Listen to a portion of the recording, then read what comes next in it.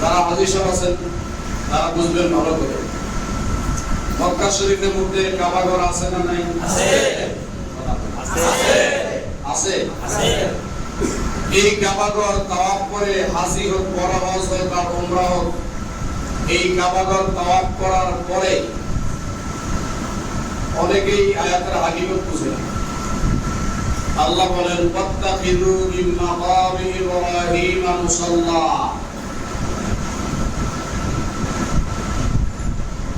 আমি যে কি দিয়ে বুঝাবো আপনাদেরকে, আমি কারণ তাসাউফ চর্চা করি তো, সুফিবাদ চর্চা করলে আয়াতের গবেষণা পাবলিকের সামনে তুলে ধরাটা কষ্টকর হয়, কারণ সবার মাথা একরকম না। সবার মাথা একরকম না, সবাই সব বুঝে না। কাবা ঘর তাওয়াফ করো, উমরা করো আর হজ করো, 7টা চক্কর দিয়ে 7 চক্কর শেষ করে আল্লাহ বলে ওয়াত্তাখিযু মিন মাকামি ইব্রাহিম মুসাল্লা, আমার ইব্রাহিমের মাকামকে মুসল্লা বানাও। মাকামে ইব্রাহিমকে কি করো? মুসল্লা বানাও। বলেন না, মাকামে ইব্রাহিমকে কি করো? মুসল্লা বানাও। মুসল্লা বানাও। এখন মাকামে ইব্রাহিম কি? আমরা তো বাস্তব জায়গা দেখি, মাকামে ইব্রাহিম মানে হলো ইব্রাহিমের 2টা পায়ের চিহ্ন। ইব্রাহিম আলাইহিস সালামের 2 পায়ের চিহ্ন। ইব্রাহিম আলাইহিস সালাম পাথরের উপরে পা রাখছে, ইব্রাহিমের পায়ের দাগ লেগে গেছে, সাপ আছে, ওইটাকে বলা হয় মাকামে ইব্রাহিম।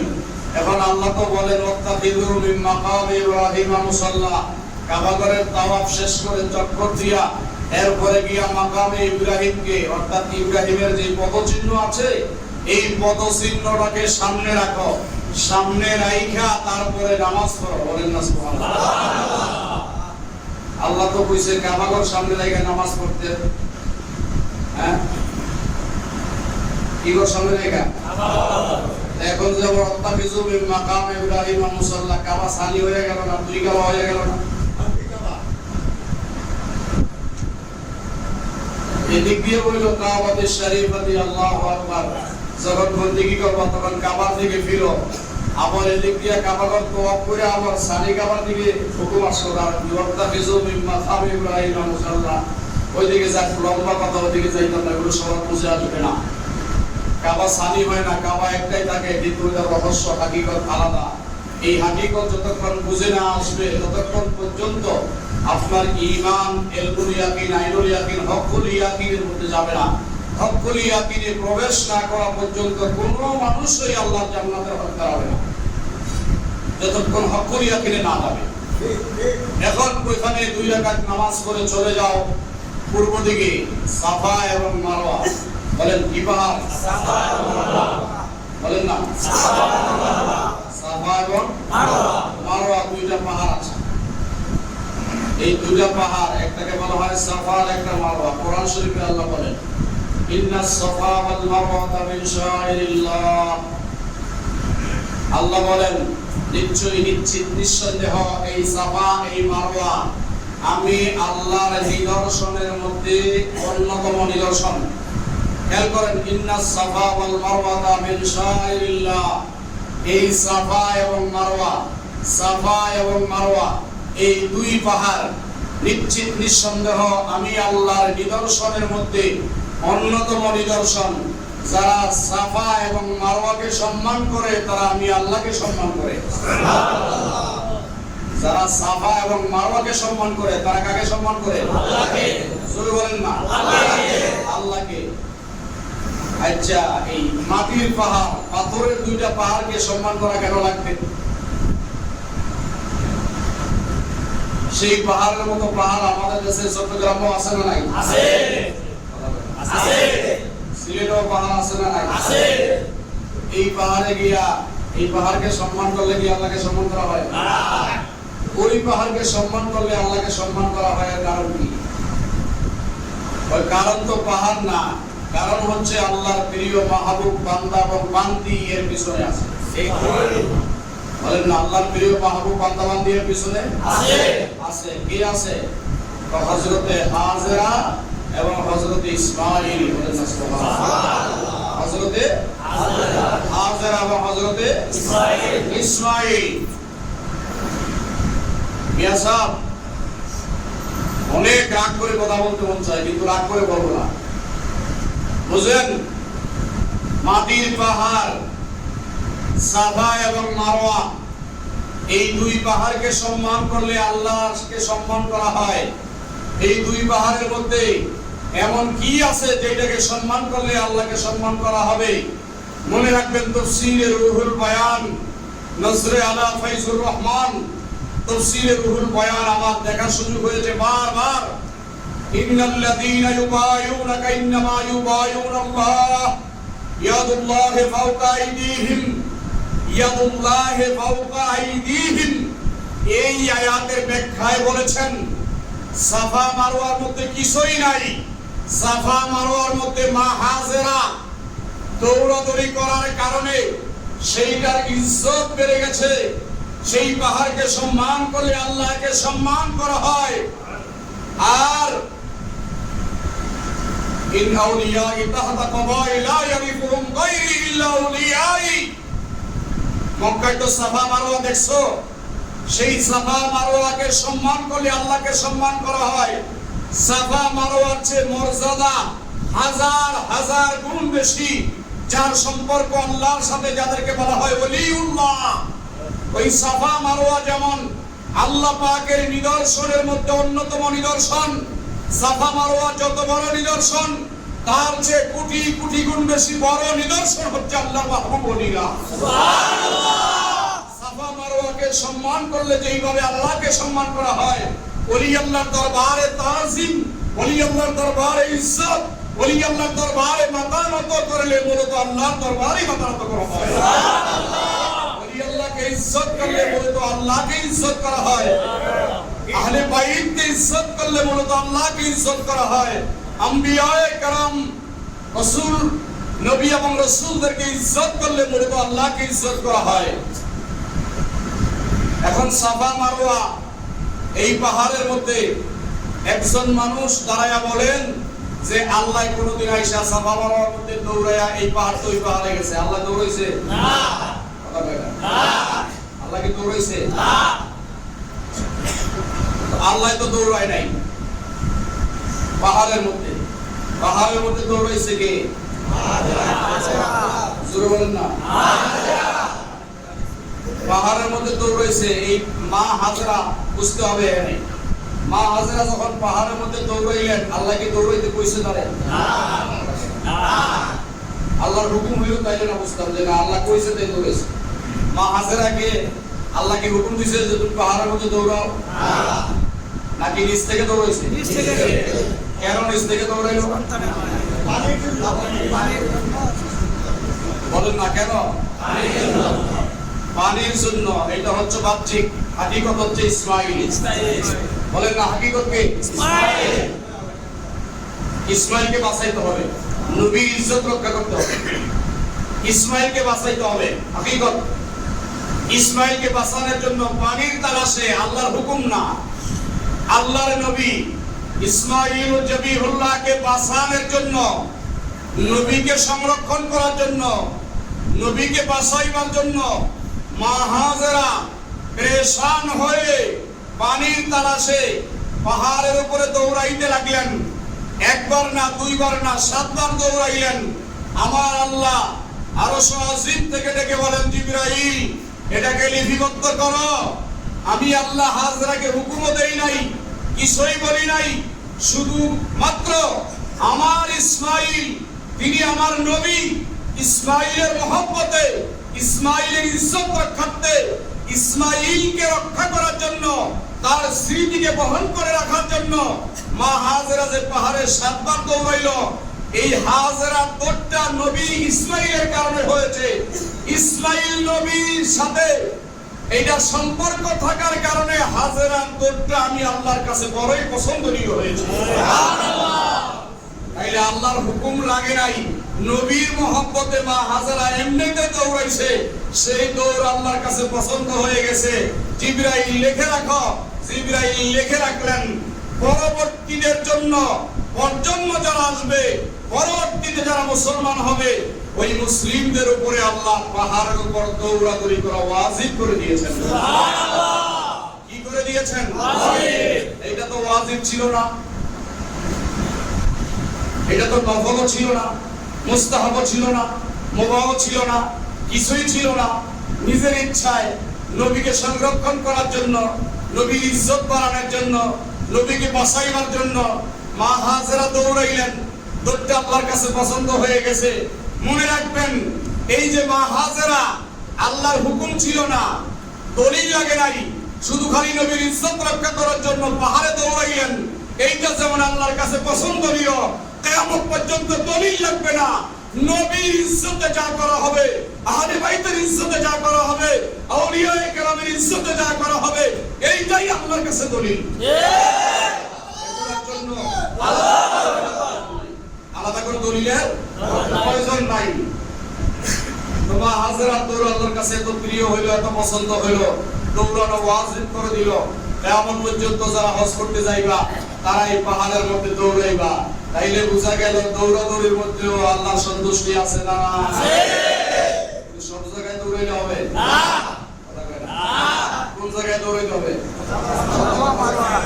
সেই জায়গায় হাজেরা দৌড়াইছে, বলেন না? সেই জায়গায় কে দৌড়াইছে? নাকি আল্লাহ সেই জায়গায় দৌড়াইছে? বলেন না, কে দৌড়াইছে? হাজেরা। আচ্ছা বলেন, হাজেরা কি নবী? না, হাজেরা কি ওলি? তাইলে বুঝা গেল আল্লাহর ওলিরা যেটা করে সেটা আমাদের জন্য দলিল হয়ে যায়। আল্লাহর ওলিরা যেটা করে, আল্লাহর নবীরা যেটা করে সেটা আমাদের জন্য বন্দেগী হয়ে যায়। এটার নাম হচ্ছে বন্দেগী। বলেন সুবহানাল্লাহ। হাজেরা দৌড়াইয়া ছেড়ে দিল, এখন আমরা দৌড়াইতেছি, কিয়ামত পর্যন্ত দৌড়াবো, কিয়ামত পর্যন্ত দৌড়াবো। হজ করার পরে যদি কেউ সাফা মারওয়া সাই না করে, না দৌড়ায়, তার হজ হবে না।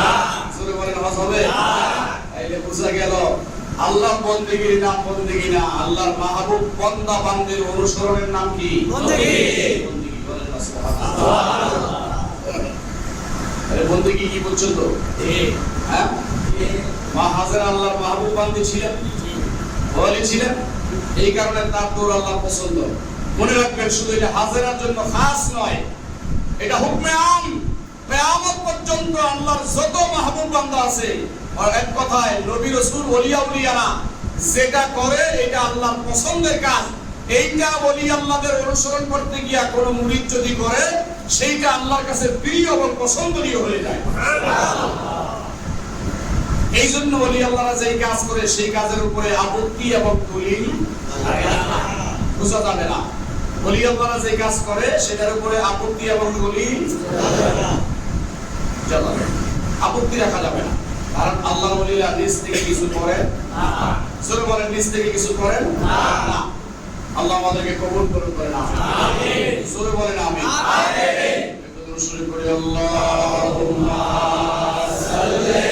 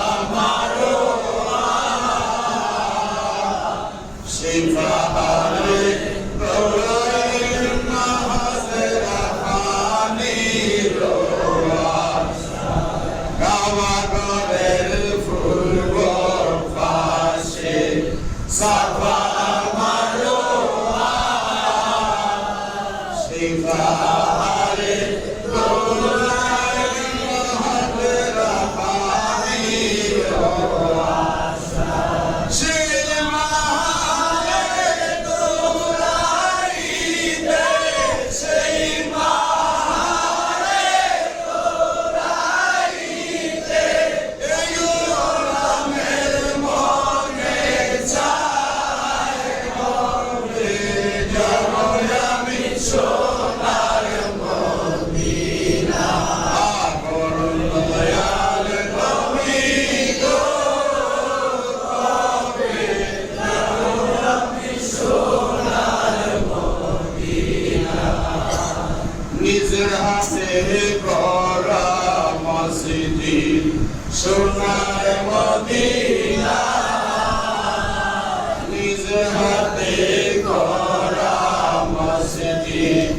সোনার মদিনা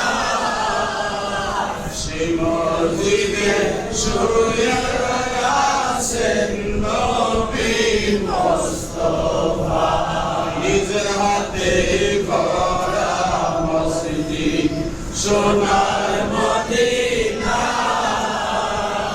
সেই মসজিদে শুয়ে আছেন নবী মুস্তাফা সেই মসজিদে পড়তে নামাজ সেই মসজিদে পড়তে নামাজ এই লোকের মনে চায় কবে যাব আমি সোনার মদিনা চলুন দয়াল নবী গো কবে যাব আমি সোনার মদিনা মনে চাইনি আসলে চাই মদিনা কি সবাই যেতে পারে ইন্নাল ঈমানা লা ইয়ারিসু ইলাল মদিনা মদিনা তো তারাই যাবে যাদের ঈমান আছে বলেন না মদিনা কারা যায় মদিনা যাদের ঈমান নাই তারা কখনো প্রবেশ করতে পারে না আমার নবী বলেছে ইন্নাল ঈমানা এখন লেখা আছে রাসূলের রওজার পাশে এই হাদিস লেখা আছে রাসূলের রওজার পাশে ইন্নাল ঈমানা লা ইয়ারিসু ইলাল মদিনা আমার নবী বলে প্রত্যেক ঈমানদারের ঈমান শুধু মদিনামুখী বলেন না ঈমানদারের ঈমান কোনমুখী মদিনামুখী এই যে বুঝা যায় মদিনা যারা যায় তারা ঈমানদার মদিনা যারা যায় না তারা ঈমানদার না ঈমান মদিনায় ঈমান কোথায় মদিনায় মদিনায় আপনি অনেক কিছু হতে পারেন কিন্তু রাসূলুল্লাহর গোলাম না হলে আপনার উপায় নাই রাসূলুল্লাহর গোলাম হয়ে যান গোলাম রাসূলের হয়ে যান অটোমেটিক আল্লাহর বান্দা এমনি হয়ে যাবে আল্লাহ কবুল করুন আমিন আমিন এরপরে আপনার দেখেন সাফা মারওয়া দৌড়াই আল্লাহর প্রিয় মাহবুব বান্দি হাজেরার অনুকরণ সেখানে আমরা করি এরপরে আরাফার ময়দান এখানে একটা কথা আমি বলে দিই পৃথিবীতে বহু ময়দান আছে আরাফার ময়দান আছে আপনি বলেন এই পৃথিবীতে বহু ময়দান এই আরাফার ময়দানের মতো হবে না কথা বলেন না আরাফার ময়দানের মতো কোনো ময়দান আছে না আরাফার ময়দানের কোনো স্থানই আছে না দ্বিতীয় আছে না আরাফার ময়দান একটাই আরাফার ময়দানের মতো আর কোনো ময়দান নাই পৃথিবীতে বহু ঘর আছে কাবা ঘরের মতো কোনো ঘর আছে না পৃথিবীতে বহু পাহাড় আছে সাফা মারওয়ার মতো পাহাড় আছে না পৃথিবীতে বহু পানি আছে জমজমের মতো কোনো পানি আছে না পৃথিবীতে বহু কিতাব আছে কোরআনুল কারীমের মতো কিছু আছে না এরকম পৃথিবীতে বহু মানুষ থাকবে আমার নবীর মতো কেউ নাই সবাই বলেন নবীর মতো আল্লাহ নবীর মতো কেউ নাই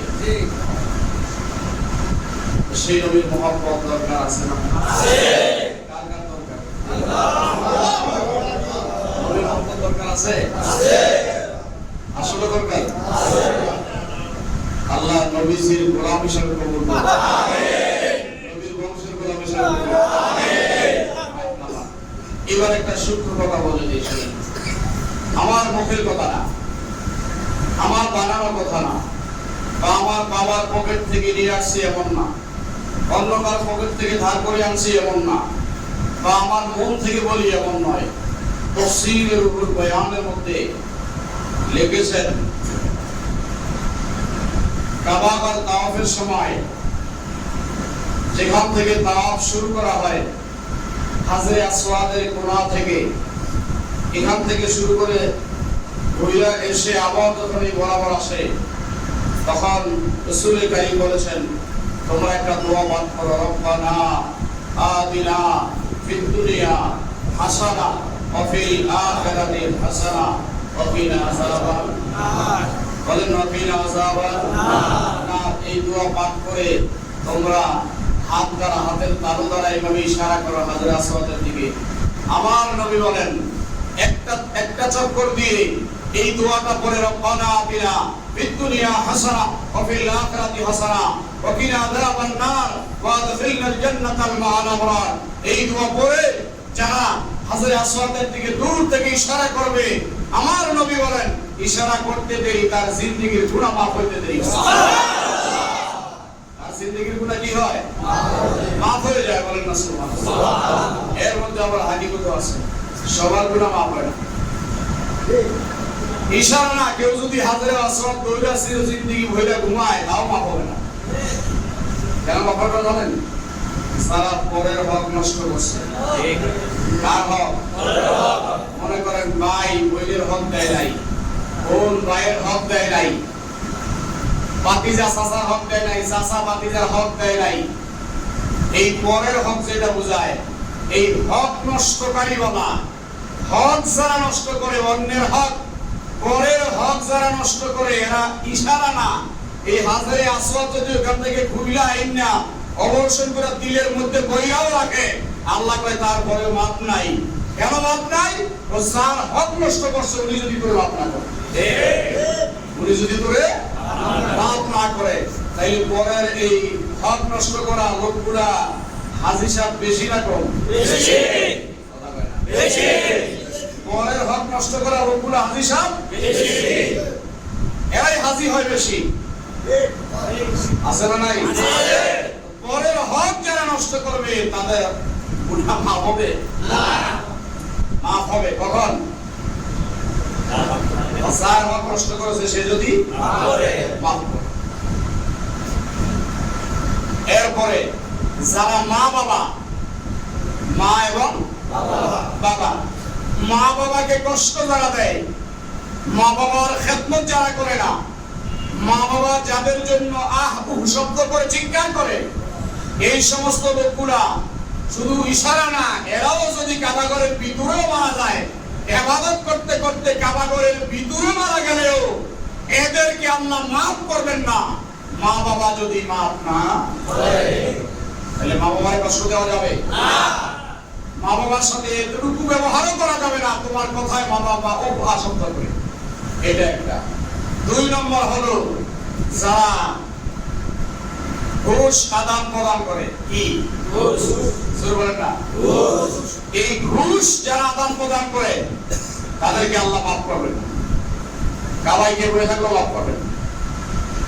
এই ঘুষ, এটা ঘুষ মনে হইলেও, বাহ্যিকভাবে এটা ঘুষ মনে হইলেও হাকিকাতান এটা অন্যের হক। এটা কার হক? অন্যের হক। ঘুষ যারা আদান প্রদান করবে আল্লাহ তাদেরকেও মাফ করবে না।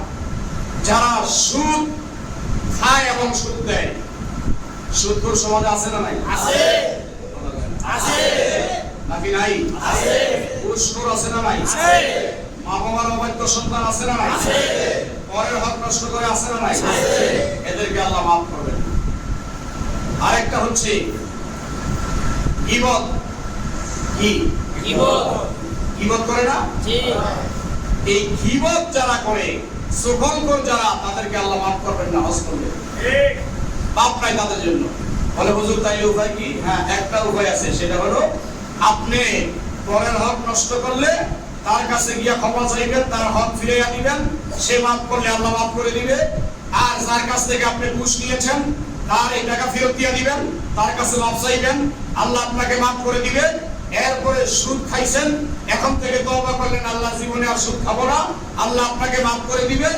একজনের গীবত করছেন, তার কাছে গিয়ে ক্ষমা চাইবেন, ভাই আমি জানি নাই, বুঝি নাই, আপনার গীবত করেছিলাম, মিথ্যা তহমত দিয়েছিলাম আপনার উপরে, তাই আপনার কাছে মাফ চাই।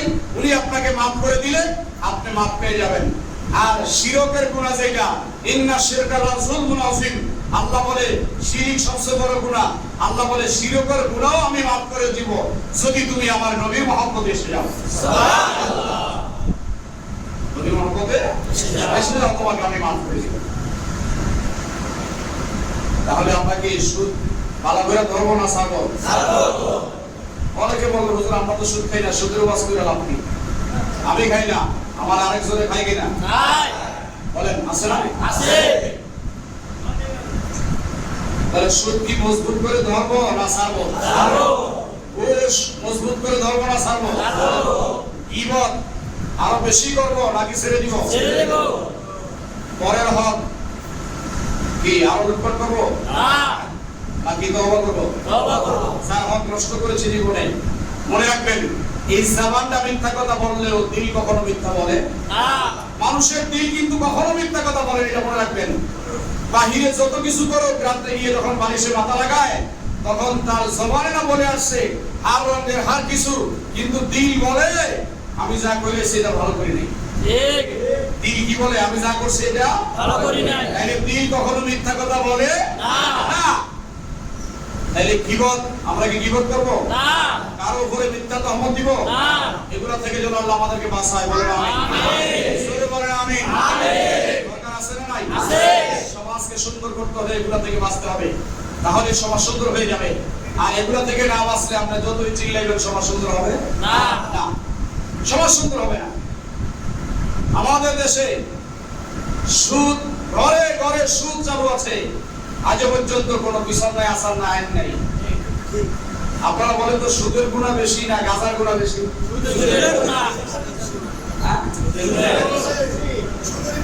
অথচ গাঁজার জন্য কত আইন, সুদের জন্য কোনো আইন আছে? গাঁজার গুনাহ বেশি নাকি পরের হক নষ্ট করার গুনাহ বেশি? পরের হক নষ্ট করে এর ব্যাপারে কোনো আইন আছে? আমাদের দেশে সব উল্টো গুনাহ। এগুলো বুঝাইতে গেলে হুজুরদের দোষ, হুজুরের আর ওয়াজ ভালো লাগে না। এই মিয়া, আল্লাহ রাসূল বলেছেন, আল্লাহ বলেছেন, রাসূল বলছে যে আমাকে কষ্ট দেয় সে আল্লাহকে কষ্ট দেয়।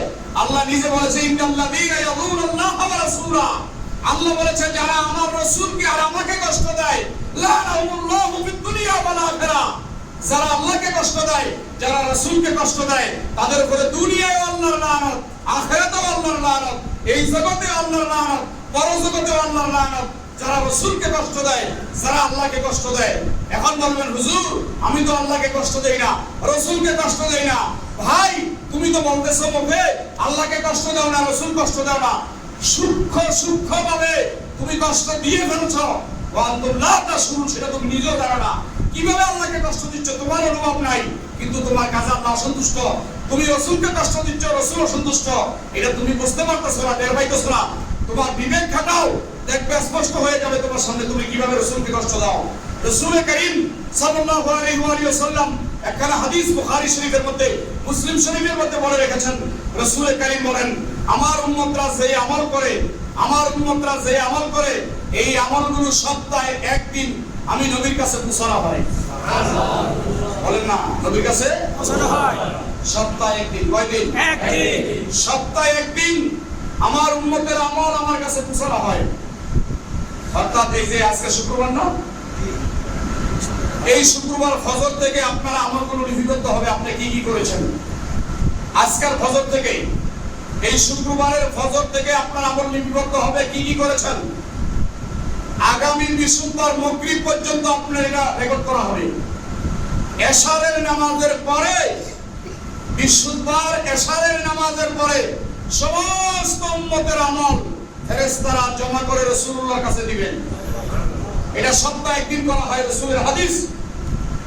বৃহস্পতিবারে আমলটা রাসূলের কাছে জমা দিবেন।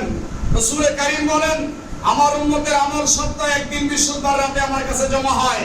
যখন আমি দেখি আমার উম্মতের আমলগুলো ভালো, তখন আমি সিজদায় পড়ে গিয়ে আমার মালিকের শুকর আদায় করি। আর যখন দেখি আমার উম্মতের আমল মন্দ, তখন আমি রাসূল কষ্ট পাই, বড়ই কষ্ট পাই, আমি রাসূল বড়ই কষ্ট পাই। এবার আপনারা বলেন রাসূলকে যে কষ্ট দেই আমরা বুঝতে পারি না? এই এক সপ্তাহের মধ্যে কোন আমলে আমার রাসূল কষ্ট পাইছে আমাদের কি জানা আছে? না। হ্যাঁ, জানা। আল্লাহ কি বলছেন? ইন্নাল্লাযীনা ইয়াযুনুল্লাহা ওয়া রাসূলাহু লানাহুমুল্লাহু ফিদ দুনিয়া ওয়াল আখিরাহ, যারা আল্লাহকে কষ্ট দেয়, যারা রাসূলকে কষ্ট দেয়, তাদের উপরে দুনিয়া আল্লাহর লানত, আখিরাতে আল্লাহর লানত। এই এক সপ্তাহের আমল আপনার যে রাসূলের কাছে পৌঁছলো, আপনি কি জানেন রাসূল কি খুশি হয়েছে না কষ্ট পাইছে? কষ্ট পাইছে। এটা জানেন আপনি? না। যদি না জানেন তাহলে কি করতে হবে এখন? এই জন্য রাসূল কারীম বলেছে যেই সময় আমার কাছে আমলটা পৌঁছানো হবে তোমার এক সপ্তাহ, বিশুদ্ধবার তুমি এশার নামাজের পরে বসে যাও, ওই সময় বসে বসে তুমি তাওবা করো আর দুরূদ শরীফ পড়তে শুরু করো। যখন ফেরেশতারা আমল পৌঁছায় দিবে, আমি দেখে যখন ভালো দেখলে যখন খুশি হব, আর মন্দ দেখলে যখন অসন্তুষ্ট হব, তুমি যখন তওবা করতে থাকবে, দুরূদ শরীফ পড়তে থাকবে, তখন আল্লাহ পাক আমার কাছে ফেরেশতা পাঠিয়ে দিবেন। ফেরেশতারা এসে বলবে, ইয়া রাসূলুল্লাহ, আপনার এই উম্মতের আমল ভালো দেখে আপনি সন্তুষ্ট হয়েছেন, সিজদা দিয়েছেন আল্লাহর দরবারে, এই উম্মতের আমল দেখে আপনি কষ্ট পেয়েছেন। ইয়া রাসূলুল্লাহ, কষ্ট পেয়েন না, আপনার উম্মত কিন্তু বসে গেছে এশার নামাজের পরে, তওবা করছে আমার কাছে, এখন আপনার দরবারে দুরূদ শরীফ পড়তেছে। সুবহানাল্লাহ। তখন আমার নবী ফানসুরু ইলাইহা, নবীজি তাকাইবেন, তাকায় দেখবেন যে আসলে উম্মত নবী মুহাম্মদে বসে বসে তওবা করতেছে, দুরূদ শরীফ পড়তেছে। তখন নবী সিজদায় পড়ে গিয়ে বলবে, হায় আল্লাহ, আমার উম্মত দুর্বল, আল্লাহ আমার উম্মত গুনাহগার, আল্লাহ আমার উম্মতকে তুমি মাফ করে দাও। সুবহানাল্লাহ। আল্লাহ, আমি আমার উম্মতের উপরে সন্তুষ্ট হয়ে গেছি, আমার উম্মত আমার উপরে সন্তুষ্ট, আমি আমার উম্মতের উপরে সন্তুষ্ট। আল্লাহ ডাক দিয়ে বলবেন, বন্ধু, এই বিশুদ্ধ রাতে আমার জাতের কসম দিয়ে বললাম, আপনার নবী যখন আপনার উম্মতের উপরে সন্তুষ্ট, আমি আল্লাহ সন্তুষ্ট হয়ে না যাই। সুবহানাল্লাহ। আল্লাহ সন্তুষ্ট হয়ে যাবেন। তাইলে রাসূলুল্লাহ সন্তুষ্টি দরকার আছে না নাই? আছে। জোরে বলেন, দরকার আছে না নাই? আছে। কষ্ট দিন না বাবা, রাসূলুল্লাহকে কষ্ট দিন না। শুধু রাসূল না, আহলে বাইতকে কষ্ট দিন না, আউলিয়ায়ে কেরামকে কষ্ট দিন না।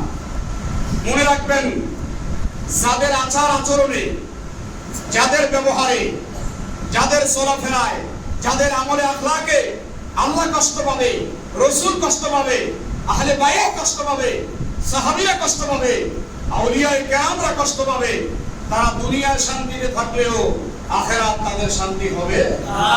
সূরা বলেন, আখিরাত তাদের শান্তি হবে না। এইজন্য এমন ভাবে চলবেন যাতে আপনার ব্যবহারের মধ্যে আল্লাহ না আল্লাহ কষ্ট পায়, না রাসূল কষ্ট পায়, না আহলে বাইত কষ্ট পায়, না আউলিয়ায়ে কেরাম কষ্ট পায়, এরকম ভাবে চলাফেরার চেষ্টা করবেন। আল্লাহ তৌফিক দান করুন। আমিন। তাহলে আমরা কি রাসূলকে কষ্ট দিব? না। জোরে বলেন, কষ্ট দিব? না। কারণ কাফেররা রাসূলকে কষ্ট দিয়েছে। রাসূল বিদায় হতে ভাষণে কি বলে গেছেন? আমার উম্মতের মধ্যে ভেদাভেদ নাই, আপনারা তো ভেদাভেদ করেন, এই ভেদাভেদগুলো বাদ দেন, আপনারা তারতম্য সৃষ্টি করেন। রাসূল বলেছে, আমার উম্মতের মধ্যে লম্বা নাইটের মধ্যে, লম্বা ছোট বড়ের মধ্যে কোনো তফাৎ নাই, সবাই এক। কালা আর ধলার মধ্যে কোনো পার্থক্য নাই। যেটা কালা সেটাও আল্লাহর বান্দা, যেটা কালা সেটাও আল্লাহর বান্দা, যেটা সুন্দর সেটাও আল্লাহর বান্দা, এগুলো আমার উম্মত। অত কালা ধলার মধ্যে কোনো কি নাই, পার্থক্য নাই। গরিব আর ধনীর মধ্যে কোনো পার্থক্য নাই। এই তফাৎ, এই তারতম্য যারা সৃষ্টি করে, তারা হাকিকতে মানুষ হতে পারে নাই। জোরে বলেন, হাকিকতে মানুষ হতে পারে না। কারণ এই চেহারার সৌন্দর্য আল্লাহর কাছে মর্যাদাপূর্ণ নয়। আবু জাহেলের চেহারা ছিল আগুন জ্বালায়া কয়লা করলে যেমন টকটক করে না লাল, আবু জাহেলের চেহারা এরকম ছিল, আগুন জ্বালায়া কয়লা করলে যেমন লাল টকটক করে।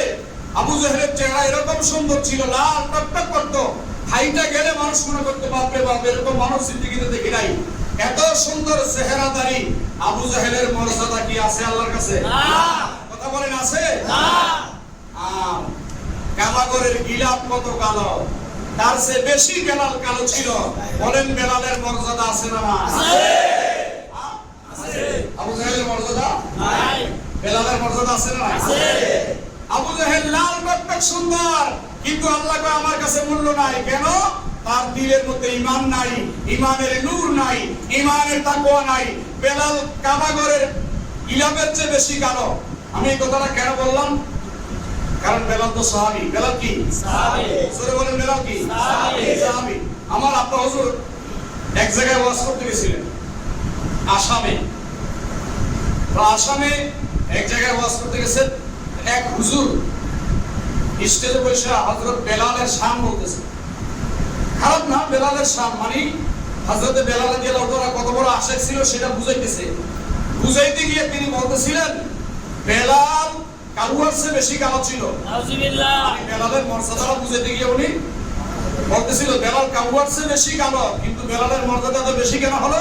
তার মধ্যে রাসূলের মহব্বত, ভালোবাসা ছিল। কারুর চেয়ে কালো হওয়ার পরে বেলালের মর্যাদা এত বেশি। তখন আব্বা হুজুর তার ওয়াজের পরে বলতেছে, হুজুর আপনার ওয়াজ ঠিক আছে, সুন্দর করেছেন, মানে বেলালের সামনে কত বড় এটা বুঝাইতে যায়া আপনি বেলালকে কাবুয়ার সাথে তুলনা দিচ্ছেন, তবে কাবুয়ার সাথে তুলনা না দিলেও পারতেন, কারণ এর চেয়ে আরো উত্তম উদাহরণ আছে। বলে হুজুর সেটা কি?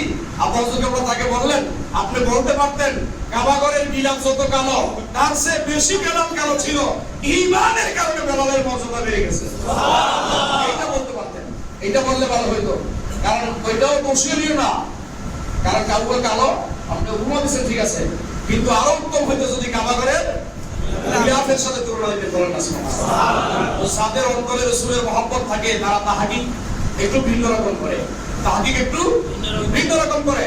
তাইলে আবু জাহেল এত সুন্দর, তার কোনো মর্যাদা নাই। বেলালের চেহারা ছিল কাবার চেয়েও, কাবার গিলাফের চেয়েও বেশি কালো, কিন্তু বেলালের মর্যাদা এত বেশি, কত বেশি? কাবার চেয়ে উপরে। সুবহানাল্লাহ, কাবার সম্মান কত বেশি, তার চেয়ে বেশি বেলালের সম্মান। ওই কেন? বিদায় হজের এই আপনার মক্কা বিজয় দেখো, যখন মক্কা বিজয় হয়ে গেছে, মক্কা বিজয় হওয়ার পরে সব মূর্তি যখন ভেঙে ফেললেন, ভেঙে ফেলার পরে হযরতে বেলালকে বললেন, বেলাল তুমি কাবাগরের ছাদে ওঠো। 2-3 জন ধরে বেলালকে কাবাগরের ছাদের মধ্যে উঠাইয়া দিলেন। বেলাল ছাদে উঠাইছে, উঠে দাঁড়ায় আছেন। রাসূল কারীম আলাইহিস সালাতু ওয়াস তাসলিম বললেন, বেলাল এবার আযান দাও। এটা মক্কা বিজয়ের আযান, বলেন না সুবহানাল্লাহ। এটা কি আযান? এটা নামাজের আযান না। এই জন্য কোন খুশির খবর আসলে আযান দেওয়া সুন্নাত। বুঝলেন না? খুশির খবর আসলে কি আযান দেওয়া সুন্নাত? আযান দেওয়া সুন্নাত। আরে আযান তো শুধু নামাজের জন্য দেয় না, কোন খুশির সংবাদ আসলে আযান দেওয়া সুন্নাত, কোন কিছুর সফলতা আসলে আযান দেওয়া সুন্নাত। মাইয়াতকে কবরে দাফন করে কবরের পাশে দাঁড়ায় আযান দেওয়া সুন্নাত। কবরের পাশে দাঁড়ায় আযান দেওয়া কি সুন্নাত? সুন্নাত।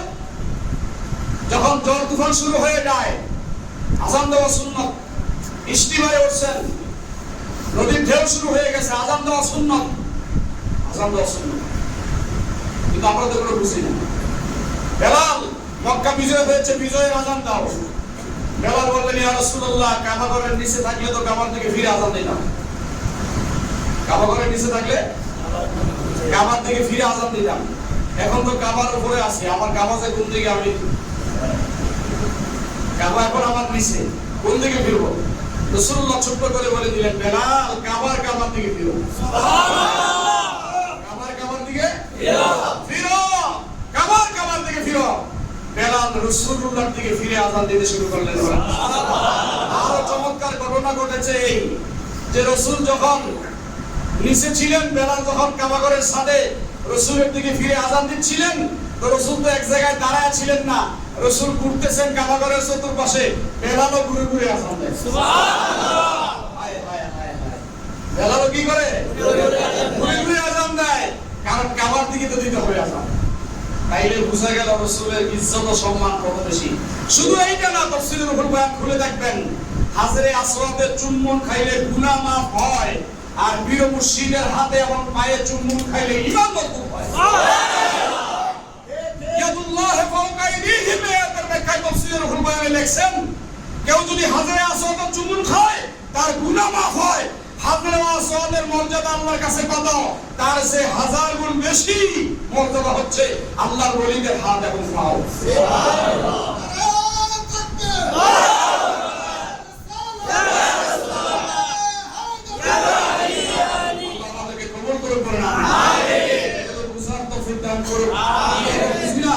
ইয়াদুল্লাহ ফাওকা আইদিহিম, এই আয়াতের তাফসীর রুহুল বয়ান খুলে দেখবেন, 1.5 পৃষ্ঠা লেখা আছে। এত সুন্দর সুন্দর লেখা, এত সুন্দর লেখা, মানে পড়লে মনে হয় যেন আমরা এই জগতে নাই, অন্য একটা জগতে আছি। খুব সুন্দর করে লিখছেন, খুব সুন্দর করে লিখছেন। লিখতে লিখতে গিয়ে লিখতেছেন, দয়াল নবীর জিন্দেগিতে একবার হাজরে আসওয়াদ সুমা দিছে, এই জন্য মানুষ সুমা দেওয়ার জন্য পাগল হয়ে যায়। একবার জিন্দেগিতে সুমা দিছে, এই জন্য হাজরে আসওয়াদ সুমা দেওয়ার জন্য মানুষ পেরেশান হয়ে যায়। আশেক বলেন, তোমার কি মনে আছে রাসূল একবার জিন্দেগিতে চুমা দিলে তো হাজরে আসওয়াদের জন্য এত পেরেশান হয়ে গেলা? তুমি কি জানো আমার মাওলা হুসাইনকে রাসূল কতবার চুমা দিয়েছে? আমার হুসাইনকে রাসূল, আল্লাহ, এগুলো আমাদের বুঝতে হবে, হাকিকত বুঝতে হবে। মক্কায় কাবা আছে, আমি আর বলতে পারলাম না, সময় লম্বা হয়ে গেছে। আল্লাহ আমাদেরকে বুঝার তৌফিক দান করুন। আমিন। তো যারা হজে যায় আপনাদের আশেপাশ থেকে তাদেরকে বলে দিবেন, বাবা হজে যাও দুঃখ নাই, কিন্তু বেঈমান হয়ে আইসো না, ইমানদার হয়ে আইসো। অনেক মানুষ হজে গিয়ে বেঈমান হয়ে আসে, এটা আপনার বিশ্বাস হয় না? মক্কা মদিনায় গিয়ে কি হয়ে আসে? বেঈমান হয়ে আসে। বহু মানুষ বেঈমান হয়ে আসে, ওখানে গেলে বেঈমান হয়ে আসে। যেখানে গেলে ইমানদার হওয়ার কথা ছিল সেখান থেকে কি হয়ে আসে? বেঈমান হয়ে আসে। আশেপাশে যারা তাদেরকে বলবেন যে যাই কিছু করো না কেন, মদিনা শরীফ রওজায়ে রাসূল যেন জিয়ারত বাদ না হয়। জিয়ারত রাসূল যেন বাদ না হয়, রাসূলের পাশে যাওয়া। ওয়ালা ওয়ান্নাহুম ইযলামু আনফুসাহুম জাআউ ফাস্তাগফিরু ওয়াস্তাগফিরু রাসূলুল্লাহ সাল্লাল্লাহু আলাইহি ওয়া সাল্লাম। আল্লাহ বলে দিয়েছিলেন এই কথাই যে তোমরা গুনাহের পাহাড়ে জড়ায় গেলে আমার রাসূলের কাছে আইসো, রাসূলের কাছে দাঁড়ায় বলো আল্লাহ আমারে maaf করে দাও। আর রাসূল যদি বলে হ্যাঁ আল্লাহ আমার উম্মতকে তুমি maaf করো, আমি আল্লাহ maaf করে দেব। সুবহানাল্লাহ। রাসূল না বলা পর্যন্ত তোমাকে আমি maaf করব না। আসরের ময়দানে যদি তোমারে আল্লাহ আটকায়, আমার নবী শাফায়াত করবে। আমার নবী কি করবে? শাফায়াত করবে। নবী যদি আটকায় তাহলে আর বাঁচার কায়দা নেই। আল্লাহ আটকায় ফেললে বাঁচার কায়দা আছে। আল্লাহ যদি কাউকে আটকায় তাহলে বুঝবেন আমার নবী আছে, আহলে বাইত আছে, আউলিয়ায়ে কেরাম আছে, আমাকে শাফায়াত করবে। কিন্তু নবী যদি আটকায় পৃথিবীতে আর কেউ নাই আপনাকে শাফায়াত করবে, আল্লাহও করবে না শাফায়াত। মনে থাকবে কি? মনে থাকবে এই জিনিসটা? নবী আটকাইলে বাঁচার কোনো কায়দা নাই। নবীর কষ্ট দিন না, নবীর কষ্ট দিন না, নবীর কষ্ট দিন না, আউলিয়ায়ে কেরামকে কষ্ট দিন না। মান আদালি ওয়ালিয়ান ফাকাদ আযানতু বিল হারাম। আমার ওলির সাথে দুশমনি করবি, আমি আল্লাহর সাথে ঘোষণা দেব। পারবি না তো আল্লাহর সাথে। আমাদের কোরআন মেনে নেওয়া উচিত। কোরআনে যা আছে মেনে নেওয়া দরকার আছে না? আছে। পাগলামি করলে হবে না বাবা। হুজুররা গান গায়, সাইলা বেহাস্ত ভয় পাইলে জাহান্নাম, এগুলো কোরআনের খেলাফ। এখন বলবেন হুজুর এগুলো কোরআনের কেন খেলাফ? এগুলো কোরআনের খেলাফ এই জন্য, আপনি গান গান, গজল গান, কিছু জিনিস আছে এটা ক্লাসের ব্যাপার। যেই কথা হাসান বসরির জবানে আসবে ওইটা আমার জবানে শোভা পাবে না।